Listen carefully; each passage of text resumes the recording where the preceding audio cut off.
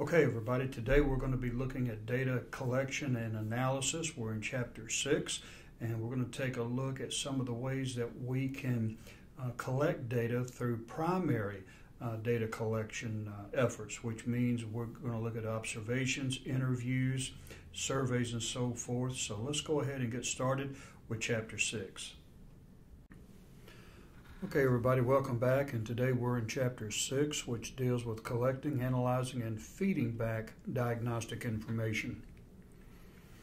Now, as you see here in the diagram, with everything else, we have a model that really shows the cycle of research and, in this case, data collection and feedback. For instance, once you've established the diagnostic relationship, and that's getting with the OD practitioner and the company and deciding what you want to do, how you want to proceed, and you've covered all of that, you plan the data collection. How are you going to get the information that you need? And from there, you go to the actual data collection. And once you've collected the data, it's very simple. You analyze it, and then you get feeding back data. And then you follow up and do action planning. So it's very simple, it's very finite, but it is required for you to be able to accurately diagnose an organization. Now, how do you do that? Well, there are questionnaires, there are interviews, there are observations, and there are unobtrusive methods of being able to collect data. So let's take a look at those. Surveys and questionnaires. The advantage is that you can quantify and summarize data. All you have to do is correlate it, put it together, and you have your results. And you can work with large samples and large quantities of data. In fact, a lot of companies today send out surveys, and you can fill those out, and it's not necessarily something that is restricted to just one area. You can send out surveys anywhere you want and canvass a large area. And they're relatively inexpensive. Now, that's depending upon who does the survey and questionnaire. The options that you have when it comes to surveys and questionnaires is you can do it yourself, which is inexpensive, but are you asking the right questions? You can outsource it to a vendor, and they can do the survey and questionnaire. In fact, there's a company called SurveyMonkey. It's online, surveymonkey.com, and many researchers use this resource, and they help you with the study and analytics of whatever it is you are wanting to look at. But on the downside, it could be expensive. Now, the major potential problems, because you are sending out something via email or mail, you don't have the opportunity to interact with the subjects. That means you have no idea how they are responding. There may be some responses that you misinterpret because you can't see their facial expressions or be there to elaborate on answers. So you lose out on that one-on-one interaction. They have predetermined questions, and once the survey is sent, the questions that are asked you really can't do anything with. Those are the ones that you ask, so you can't change the question. Overinterpretation of data possible.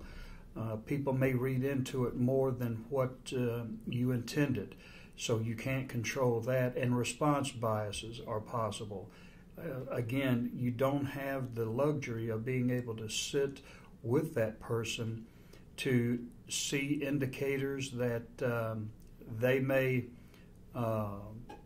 be biased towards their answers, and also you may be biased with the responses that you receive. So it can work both ways.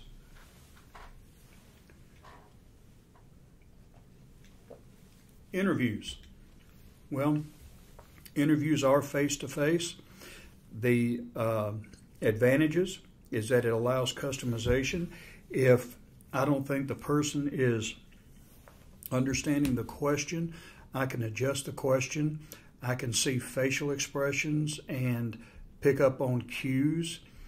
It is a source of rich data because you're not just asking a question that is pre-formatted. You're able to interact more and customize the interview experience, and it builds rapport and empathy with the subjects. I remember when I was doing research on a college, I interviewed some people who had some very bad experiences with that college, and they were crying. I mean, it was something that was what they were going through and what they experienced was hurtful, and I was able to really get an understanding of the impact that at least this institution and their policies had on the workers. Now, some of the potential problems, well, it can be expensive. When you look at drive time, gas, you take a look at maybe taking the person out to dinner. If you're going to interview them over dinner or something casual, lunch or something like that, it can be expensive. Bias in interviewer responses. So again, you run that risk of bias. It's difficult to code and interpret. Now,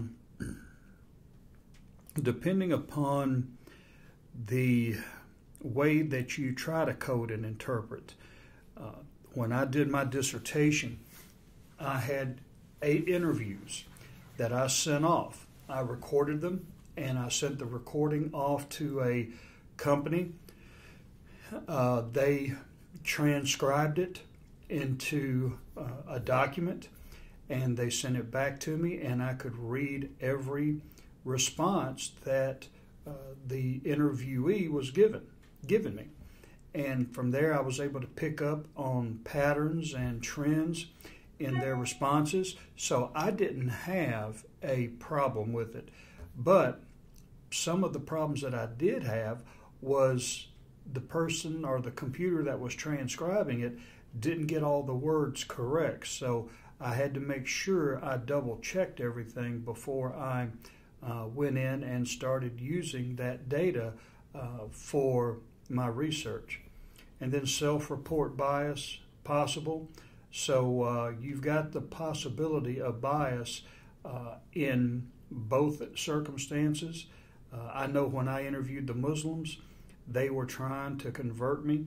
They were talking about the benefits of Islam more than they were their conversion experience. So as long as you're aware of these things, you can handle them, but you need to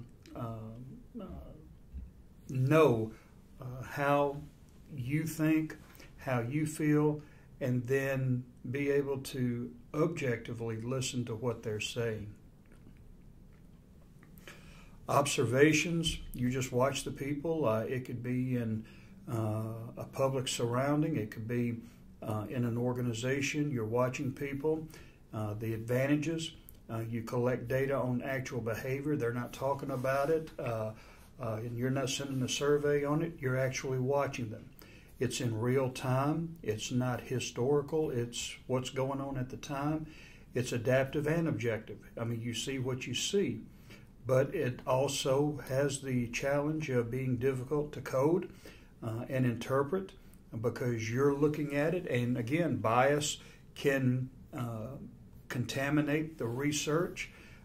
It can be expensive. Again, when you are going around and going to all of these places, it could be time consuming. It could be really cumbersome when you're trying to go from place to place. And again, depending on where you are in the situation, you may be there several days, months, however long. And you've got to have accommodations for that as well. Observer bias and reliability, as we said before, could be questioned, and sampling inconsistencies can occur as well. So You want to make sure that if you do observations, it's an excellent way of getting objective data, but you have to be aware of the pros and the cons. Now, unobtrusive measures. You have the advantage, which is no response bias, high face validity, and it's easily quantified. But then again, the problems are privacy, access, and retrieval difficulties, validity concerns, and they can be difficult to code and interpret. So whatever you're looking at, you can use any or all of these. They are, in and of itself, very good. They can be used, but you need to know what to use in what situation and go from there. Now, when it comes to these types of data collection, you have to be aware that there are going to be constraints. You're going to have the difficulty in trying to get access to people. I know I did in my research, just to interview people. For instance, Muslim women are not allowed to talk to men without a chaperone. So I had to make sure that whenever I interviewed a Muslim woman, she had to have a friend there. We had to meet in a public place, which I was good with. But unless I had someone there to chaperone, I couldn't speak to them. There are other maybe barriers also, especially in business, because they are working. And if you want to talk to maybe employees, you're doing it usually on company time. So there may be sometimes when the company really don't want to give you that access because they need those employees there. Now, usually because you are collaborating and working together, that's not going to be a big issue, but you have to be aware that you're there. If you're the consultant, you are there to help them, which means that you have to work on their time and not be as intrusive as maybe some other element may be that would take away from their time. So just be aware that time is precious when it comes to this type of research and data collection. It's a good source of information. You get very rich information. You get objective information and real-time information.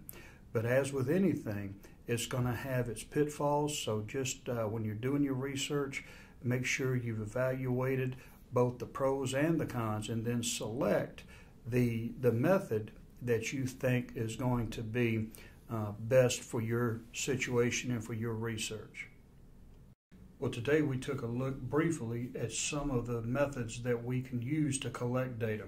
We looked at some of the advantages and disadvantages of observation, of interviews, of collecting data through surveys and questionnaires. So this will give you an idea of some of the options that you have available as an OD practitioner or as a researcher in business when you try to collect data for an organization. Well, that's all we have for today. Have a good day, and we'll see you tomorrow.